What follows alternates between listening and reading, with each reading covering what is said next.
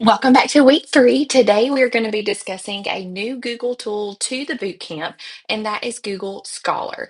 So Google Scholar is going to be a database where peer-reviewed articles live, and it's going to be an alternative to looking at like online virtual libraries and things like that. I use Google Scholar a lot whenever I was getting my master's degree, and it is a really great resource and going to be a great way for you to help, especially those upper level students, high school students, begin to do research and teach them about those things. Whenever we were all in school, I do realize that, we learned to go look at databases and resources in the library, but that is just not the world that we're living in today. So they're going to need to be able to filter through information. And there's also some, tips and tricks and a lot of stuff you can go into about searching and things like that. Since this is new, I have put the link to Google Scholar.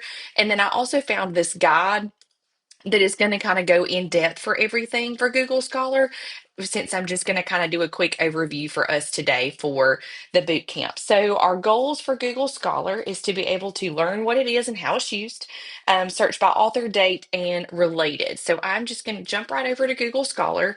It's a very plain, background. It looks very much like just google.com to be able to search. So, if I am wanting to look up articles. Let's say that I'm just going to go with topics that I know that I can find some things on, something that's a little broad so that we can just kind of get lots of results and do classroom management.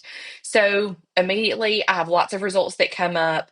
Um, Articles that have been used pretty frequently are going to be close to the top. If you have done any type of secondary work for research or anything in the past few years, then you know that you have like kind of a date range to look through. So, the first thing I want to point out over here is this anytime. So, we have a custom range you can set if you have a certain number of years, like it needs to be within 10 years, or if you're wanting to look for things since, 2021, it kind of gives you some suggested ranges, but you can set your own range if you need like a 10-year span or things like that. You also, it's set between any type or review articles. Review articles is going to be those peer reviewed articles.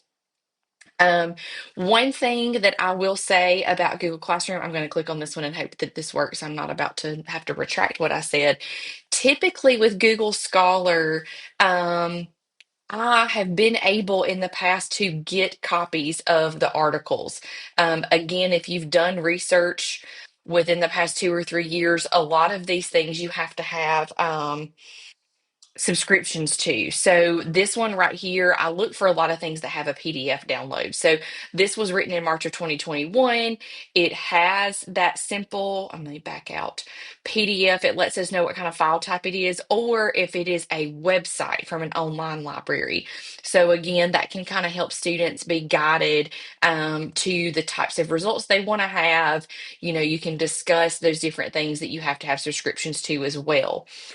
You also can search by, I believe, author is what they have listed on there too. So if you want to search by author,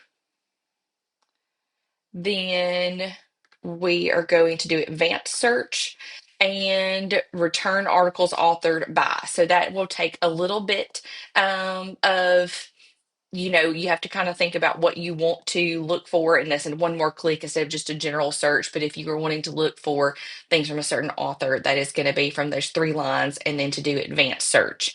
You can also get, a little bit narrow down exactly what you're wanting to look at. So, if I wanted to do this, that I'm looking for behavior strategies, it can be anywhere in the article, and I want these to be from, 2021 to 2000. We'll do 2020 to 2025. So that's maybe within the past 5 years to kind of help narrow down your results. It is very simple to use, again, and with Google Scholar. Again, I know this is a skill that we want to teach our students, but it is a hard skill, even as an adult. It does give you citations. So, we can talk about all of the things, why we do this, model appropriate digital citizenship with copyright and ownership. And the citations are there. I will say, as a graduate student, this is something I got counted off on a lot because I had a little book that I used as my guide.